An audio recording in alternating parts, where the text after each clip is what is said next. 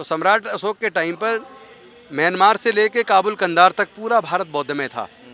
और मौर्य वंश के अंतिम सम्राट राजा भद्रथ की जिस तरह से छल कपट से उनके सेनापति पुष्यमित्र शुंग ने हत्या की, और हत्या करने के बाद 84,000 बौद्ध मठ तोड़े, बौद्ध साहित्य को जलाया, बौद्ध भिक्षुओं की हत्या की, और उसको ख़त्म करके और फिर से जाति और वर्ण पे आधारित, पक्षपात पे आधारित, अन्याय पे आधारित व्यवस्था को दोबारा से भारत में कायम किया। तो अभी तो जो लोग मुगलों के समय जो मंदिर टूटे उसकी खोज हो रही है। अयोध्या के नीचे क्या निकला, सुप्रीम कोर्ट तक गए। तो जब लोग ताजमहल क्लेम कर रहे हैं, कुतुब मीनार क्लेम कर रहे हैं, तो आप लोग तो इस देश के मूल निवासी थे, आप लोग क्यों पीछे रह रहे हैं? आप लोग क्यों नहीं क्लेम कर रहे हैं? हम पीछे नहीं है, क्लेम करने से पहले समाज को तैयार कर रहे हैं। टुकड़े और जातियों में ना बटे होते तो ये दिन ना देखना पड़ता। जाति जब तक रहेगी तब तक जातिगत उत्पीड़न रहेगा। हमारी समाज की गलती ये रही, हमने नेता तैयार किए। जब हम व्यक्ति तैयार करते हैं तो व्यक्ति मजबूत होता है, जब हम विचारधारा तैयार करते हैं तो विचारधारा मजबूत होती है। नमस्कार, मैं शंभू कुमार सिंह और आप देख रहे हैं नेशनल दस्तक।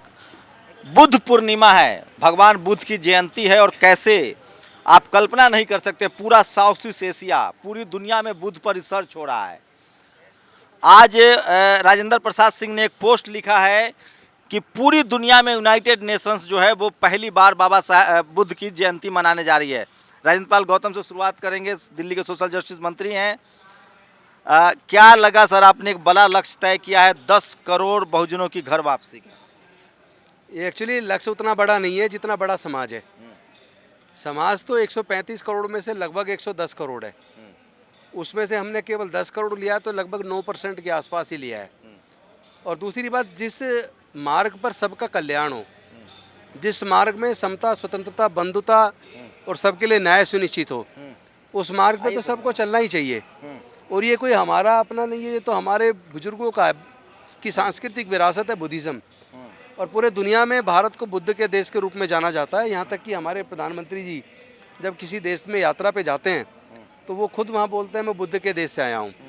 और मुझे लगता है पूरे दुनिया में सबसे तेज़ी से बढ़ने वाला अगर कोई धर्म दुनिया में है वो तो बुद्धिज़्म है। और उसका एक ही कारण है, क्योंकि यहाँ शांति है, प्रगति है, यहाँ समता, स्वतंत्रता, बंधुता और न्याय है, यहाँ प्रज्ञा है, शील है, यहाँ सबके लिए आगे बढ़ने के समान अवसर हैं, यहाँ सबके कल्याण की भावना है, यहाँ सबके अधिकार की इज्जत होती है। तो ये जो जीवन का मार्ग है, इसी मार्ग पर चल के मुझे लगता है कि पूरे दुनिया के अंदर शांति स्थापित की जा सकती है, और जहाँ शांति होती है वहीं प्रगति होती है। तो ये मार्ग कोई इतना ऐसा मार्ग नहीं है जिस पे चलने में किसी को कठिनाई हो, बल्कि सबसे उत्तम और सबके कल्याण का मार्ग है ये। तो ये तो बढ़ना ही बढ़ना है। तो आपका सम्राट अशोक का देश था, आपके बाप दादा राजा थे, अखंड भारत था। बाद में अंग्रेजों ने आके खत्म खोजा बुद्धिज्म को, टीले खुदवाए, बीच में कहाँ चला गया सब कुछ, कौन ले गया? देखिए, आपको पता होगा जब भारत के इतिहास को हम पढ़ते हैं तो सम्राट अशोक के टाइम पर म्यांमार से लेके काबुल कंधार तक पूरा भारत बौद्ध में था। और मौर्य वंश के अंतिम सम्राट राजा भद्रथ की जिस तरह से छल कपट से उनके सेनापति पुष्यमित्र शुंग ने हत्या की, और हत्या करने के बाद 84,000 बौद्ध मठ तोड़े, बौद्ध साहित्य को जलाया, बौद्ध भिक्षुओं की हत्या की, और उसको ख़त्म करके और फिर से जाति और वर्ण पे आधारित, पक्षपात पे आधारित, अन्याय पे आधारित व्यवस्था को दोबारा से भारत में कायम किया। मुझे लगता है एक बार फिर से वही समय आ गया जब दोबारा से बुद्ध की शरण में सबको जाना होगा। तो अभी तो जो लोग मुगलों के समय जो मंदिर टूटे उसकी खोज हो रही है, लेकिन सवाल है कि नालंदा, तक्षशिला, विक्रमशिला किसने तोड़ा? अयोध्या के नीचे क्या निकला? सुप्रीम कोर्ट तक गए। तो जब लोग ताजमहल क्लेम कर रहे हैं, कुतुब मीनार क्लेम कर रहे हैं, तो आप लोग तो इस देश के मूल निवासी थे, आप लोग क्यों पीछे रह रहे हैं? आप लोग क्यों नहीं क्लेम कर रहे हैं? हम पीछे नहीं है, क्लेम करने से पहले समाज को तैयार कर रहे हैं। पहले समाज को तैयार कर लें, समाज को एकजुट कर लें। और समाज को जब अपने इतिहास का बोध होगा तो समाज अपने इतिहास को खोज के निकालेगा। तो समाज तैयार हो रहा है पूरे देश के अंदर। बहुजन समाज के लोग अपनी अपनी इस दशा को देखकर कि किस तरह दोबारा से गुलाम बनाने की एक साजिश चल रही है। एजुकेशन इतनी महंगी कर दी कि हमारे लोगों से छिन जाए। आपको बता दूं, देश के प्रधानमंत्री कल लुम्बिनी जा रहे हैं, जहां बाबा साहब का जन्म, माफ कीजिएगा, तथागत बुद्ध का जन्म हुआ था। संयुक्त राष्ट्र संघ पहली बार किसी की जयंती मना रहा है तथागत बुद्ध की। सोचिए, भारत में लॉर्ड कनिंघम नहीं होता तो फिर बाबा तथागत बुद्ध को खत्म कर दिया गया था। एक दौर चला है ऐसा, जैसे बाबा साहब को खत्म कर दिया गया, मान्यवर साहब ने घर घर पहुंचाया। भारत के बुद्धमय भारत को खत्म कर दिया गया, फिर 2000 साल बाद 1956 में बाबा साहब ने फिर उसको जिंदा किया। सम्राट अशोक का देश था। आजकल लोग ताजमहल पर, कुतुब मीनार पर, संसद भवन पर दावा ठोक रहे हैं। पता नहीं बहुजन समाज के लोग कब दावा ठोकेंगे। टुकड़ों में बटे हुए हैं आप लोग, आज जातियों में भी बटे हुए हैं। टुकड़े और जातियों में ना बटे होते तो ये दिन ना देखना पड़ता। जाति जब तक रहेगी तब तक जातिगत उत्पीड़न रहेगा। हमारी समाज की गलती ये रही, हमने नेता तैयार किए। जब हम व्यक्ति तैयार करते हैं तो व्यक्ति मजबूत होता है, जब हम विचारधारा तैयार करते हैं तो विचारधारा मजबूत होती है। अब हम विचारधारा को मजबूत करने का काम कर रहे हैं, अब हमने व्यक्तियों को मजबूत करना छोड़ दिया है। सर जाइएगा नहीं, एक और मसला है। बहल साहब को बुलवाइए जरा, लंदन से आए हैं, और सुबचन राम है, दोनों लोग को बुलवाइए जरा, उनसे ही बात करेंगे। पूरी दुनिया में रिसर्च हो रहा है, आने दीजिए, आ जाएंगे, मेरे अच्छे दोस्त हैं। पूरी दुनिया में रिसर्च हो रहा है। संयुक्त राष्ट्र संघ प्रधानमंत्री जाए कहते हैं मैं बुद्ध की धरती से आया हूँ। यहाँ कहने में डर लगता है साहब, ये पट्टा डालने में डर लगता है। डर के आगे जीत है, और हमने जीतने का संकल्प कर लिया है। हमें डर नहीं लगता, और ये लड़ाई न्याय की है, ये लड़ाई समता, स्वतंत्रता, बंधुता की है, ये लड़ाई भारत को बचाने की है। और जो लोग भारत के मूल निवासी हैं, उनको भारत को बचाने की चिंता ज़्यादा है, और मुझे लगता है वही भारत को बचाएंगे। वही भारत को बचाएंगे। आने दीजिए। लंदन से भी लोग आए हैं। कितने? 18 राज्यों से लोग थे। 18 राज्यों से लोग थे। मैं महाराष्ट्र से, नागपुर से हूँ। हाँ। आप कहाँ से हैं? मैं हरियाणा हिसार से। 18 राज्यों से लोग थे मंत्री जी, और आपका लक्ष्य 10 करोड़ है। उसमें कितनी मदद मिलेगी मिशन जय भीम में? मुझे लगता है कि सब लोग इस महत्व को समझ रहे हैं कि जब तक जाति बनी रहेगी तब तक उत्पीड़न बना रहेगा। इसीलिए डॉक्टर बाबा साहब अम्बेडकर बुद्ध का धम्म देकर गए थे, ताकि हम इन जातियों को छोड़ के बुद्ध के संग में शामिल हो जाएं, और फिर बुद्ध के बौद्ध के रूप में जाने जाएं। तो ये जिस दिन 110 करोड़ लोग बौद्ध के रूप में जाने जाएंगे, और जाति अपने आप खत्म हो जाएगी, फिर भारत भी हमारा। महिलाओं से भी बात करवाऊंगा। महिलाएं सबसे ज्यादा जरूरी है। बहल साहब आगे आइए। बहल साहब एक ऐसे शख्स जो बहुजन आंदोलन को जिंदा रखने के लिए, चलाने के लिए हर साल भारत आते हैं लंदन से। कितने सालों से रह रहे हैं सर लंदन में? 50 साल से भी, 50 साल से भी ऊपर हो गए हैं। आप तीसरी जनरेशन है? तीसरी। क्या लग रहा है, कुछ सुधार लग रहा है? नहीं, सुधार तो नहीं लग रहा, लेकिन सुधार आने के लिए जो आव भाव है वो नजर आ रहे हैं। आइए सब लोग थोड़ा सा आइए। सीनियर लोग हैं, बच्चे लोग, हम लोग तो बच्चे हैं, और तमाम लोग हैं। ये हमारे पूर्वज हैं, हमारे बाप दादा हैं। और सोचिए, आप कल्पना कीजिए, 2500 साल पहले बुद्ध हुए, 2200 साल पहले सम्राट अशोक हुए। आइए सुबचन राम जी, मतलब 2200 साल पहले समझिए कि सम्राट अशोक हुए। अखंड भारत, जिसको लोग आज गाना गा रहे हैं, भारत माता की जय। सम्राट अशोक का अखंड भारत, जो कंधार से लेकर कन्याकुमारी और लुम्बिनी तक था। आप सोचिए, लुम्बिनी में बुद्ध जन्म हुआ। बहुजनों के 4 तीर्थ स्थल हैं। लुम्बिनी, जहाँ बाबा साहब का तथागत बुद्ध का जन्म हुआ। गया, जहाँ उनको दीक्षा मिली, और उसके बाद जहाँ उनका परिनिर्वाण हुआ, कुशीनगर, और उसके बाद जहाँ उन्होंने दीक्षा दी, सारनाथ। ये 4 तीर्थ स्थल है बहुजनों को। कैसे कैसे पहुँचाएं अपने लोगों को ये 4 तीर्थों पर? मुझे लगता है कि ये जागरूकता का अभाव है। जैसे जैसे हम लोग जुड़ते जाएंगे और अपने धम्म के बारे में चर्चा करेंगे, अपने गौरवशाली इतिहास की चर्चा अपने बच्चों के बीच करेंगे, उसके बाद निश्चित तौर पर हमारे लोग बुद्ध के धम्म के महत्व को समझेंगे, संघ के महत्व को समझेंगे, और उसके बाद मुझे नहीं लगता कोई रोक पाएगा, क्योंकि दुनिया में सबसे तेज़ी से बढ़ने वाला बुद्ध का धम्म है।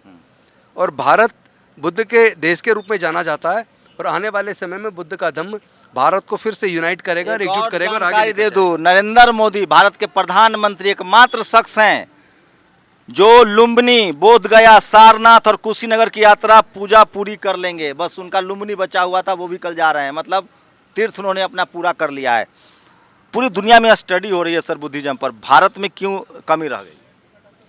देखिए, आप को ये बात समझने के लिए भारत का इतिहास समझना पड़ेगा कि भारत में जो लड़ाई सदियों से चलती आ रही है वो है संसाधनों की।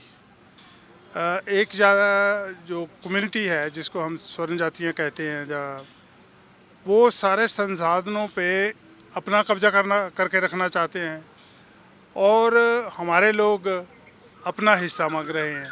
और वो शेयर नहीं कर रहे।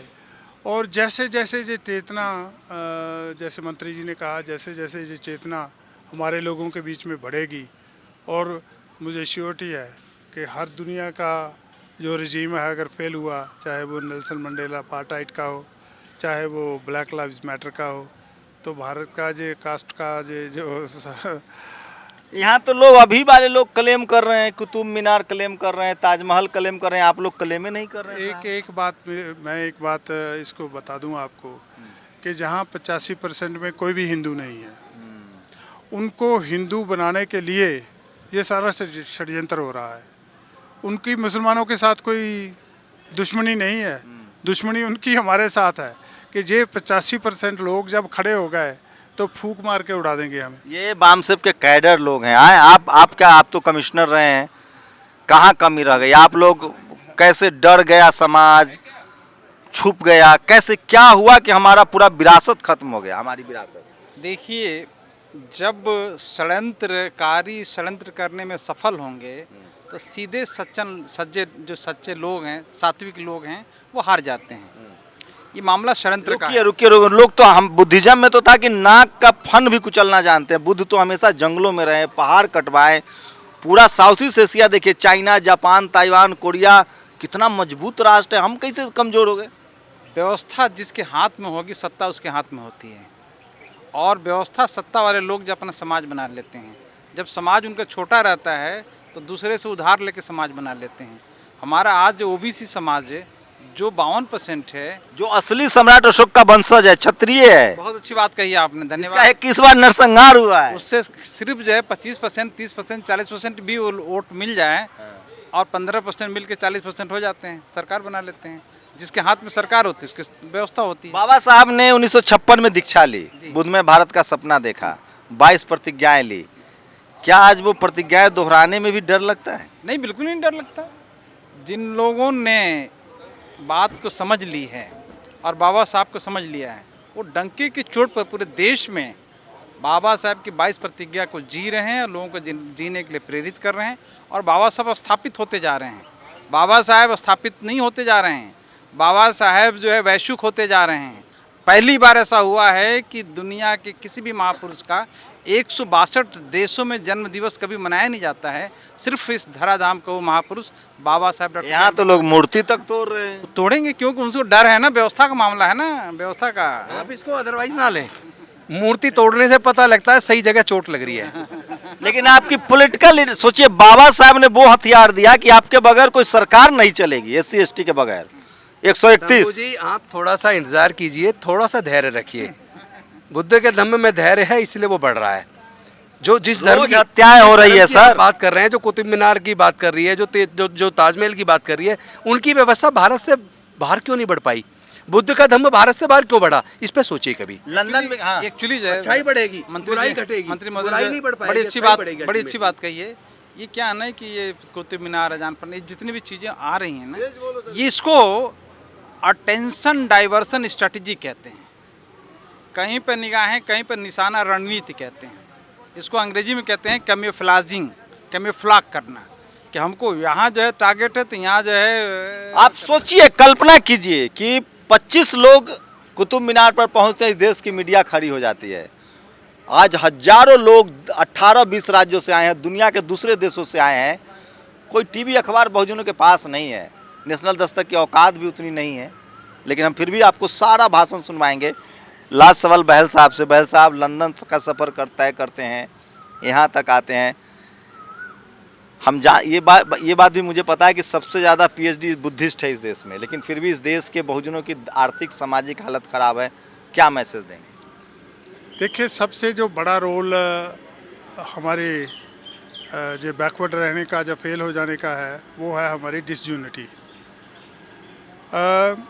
जो दुश्मन है उसने हमें जातियों में डिवाइड किया, जो उसकी स्ट्रेटजी है, उसकी रणनीति है।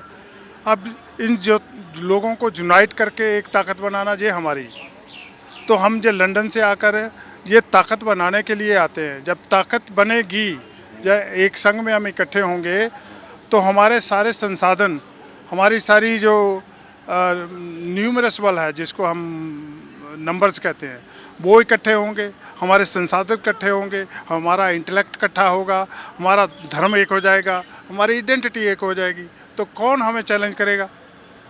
कौन चैलेंज करेगा? कोई नहीं करेगा। लेकिन बिना कम्युनिकेशन के कुछ नहीं कर पाएंगे। पूरे यूरोप में, अमेरिका में अश्वेतों ने अपना टीवी, अखबार, बिजनेस, बैंक, फिल्म सब खड़ा किया। हम भी करेंगे ना, हम आपको खड़ा कर रहे हैं ना। आप चिंता क्यों कर रहे हो? हम भी खड़ा करेंगे, हम मर नहीं गए अभी। हाँ, नेशनल दस्तक पर भरोसा है सब लोगों को। अच्छा, एक बताइए ईमानदारी से, कितने लोग यहाँ बुद्धिस्ट हैं, सही वाला हैं? धम्म की दीक्षा भी ली है? हैं? लग रहा है कि सपना जब इनका लक्ष्य है 10 करोड़ का। दिल्ली के सोशल जस्टिस मंत्री हैं। चाहता हूँ आपको, हाँ, ये जो 10 करोड़ की बौद्ध धर्म की दीक्षा दिलाने की बात 2025 तक माननीय राजेंद्र पाल गौतम जी कैबिनेट मंत्री दिल्ली सरकार हैं, ये तो शुरुआत हो चुकी है और इससे भारत की सरकार घबरा रही है। आज आप वो करा दीजिए सेंसस इस देश का। प्रधानमंत्री खुद बुद्धिस्ट हैं भाई, चारों तीर्थ कर लिए। सर मैं वही कह रहा हूँ। सर मैं कह रहा हूँ इस सरकार से आप नीतीश कुमार ने पूरा बुद्ध कॉरिडोर बनवा दिया, गया, लुम्बिनी, सब जगह। सर आज आप इसकी सेंसस करा दीजिए इस देश की। आप तो 10 करोड़ की बात कर रहे हैं, 135 करोड़ की आबादी है। आपको 40 करोड़ लोग हिंदू धर्म से निकल के बौद्ध धर्म उसमें दिखाएंगे और आप देखना बौद्ध आज जो कितना आगे बढ़ रहा है। क्या है? हिंदू ये पाखंडवादी जो लोग हैं, ये जो असामाजिक व्यवस्था है जो इन्होंने बनाई हुई है लोगों का शोषण करने का। सुनिए सर जी, तो हिंदू धर्म कोई धर्म नहीं है, कोई व्यवस्था नहीं है। उन्होंने जब अंग्रेजों से ताकत जहाँ सत्ता कन्वर्ट होने की, जहाँ ट्रांसफर होने की थी, तो एक स्ट्रेटजी तैयार करी, एक रणनीति तैयार करी, जिसमें उन्होंने कॉयल करके हमें हिंदू कहा। जैसे भेड़ बकरियों को ना इकट्ठा करके बाहर बोर्ड लगा देते हैं जहाँ सब भेड़ बकरी हैं। बाइंड अप करूंगा मैं। जब भारत बुद्ध में भारत था तो सोने की चिड़िया था। जब भारत बुद्ध में भारत था तो सोने की चिड़िया था। जब भारत बुद्ध में भारत था तो विश्वगुरु था, क्योंकि विश्वगुरु बुद्ध को मानते हैं लोग। जब भारत बुद्ध में भारत था तो अखंड भारत था। सम्राट अशोक, घनानंद, चंद्रगुप्त मौर्य जैसे राजा थे जो दयालु थे, जो जानवरों के लिए भी अस्पताल खोला। भारत जब बुद्ध में भारत था तो विज्ञान था। तक्षशिला, नालंदा, विक्रमशिला जैसी 17 यूनिवर्सिटियाँ थी। बाबा साहब ने उसी बुद्धिज्म को संविधान में उतारा। पहचान कीजिए उन लोगों को जिनको संविधान से पेट में दर्द होता है। लेकिन एक बात बाइंड अप कर रहा हूँ, वैशाख पूर्णिमा के दिन गौतम बुद्ध का जन्म लुम्बिनी वन में हुआ था। लुम्बिनी में बुद्ध की माँ की स्मृति स्थल है। इस साल बुद्ध पूर्णिमा के दिन भारत के प्रधानमंत्री नरेंद्र मोदी बुद्ध की माँ की पूजा अर्चना के लिए लुम्बिनी जा रहे हैं। संयुक्त राष्ट्र संघ दुनिया में किसी भी धर्म संस्थापक की जयंती नहीं मनाता। यदि मनाता है तो भारत के महान सपूत गौतम बुद्ध की। बधाई बुद्ध पूर्णिमा। और लास्ट में ताजमहल का मॉडल स्तूप कला सैदू शरीफ स्तूप से प्रेरित है। ज़्यादा जानकारी के लिए राजेंद्र प्रसाद सिंह को फॉलो भी कर सकते हैं। नेशनल दस्तक की आपसे गुजारिश है कि अगर इसको बचाना चाहते हैं तो नेशनल दस्तक को सब्सक्राइब करने के लिए रेड कलर के सब्सक्राइब बटन को दबाएं, फिर बेल आइकन की घंटी दबाएं। नेशनल दस्तक को बचाने के लिए बहुत ज़रूरी है कि हर खबर को शेयर करें, लाइक करें, कमेंट जरूर करें।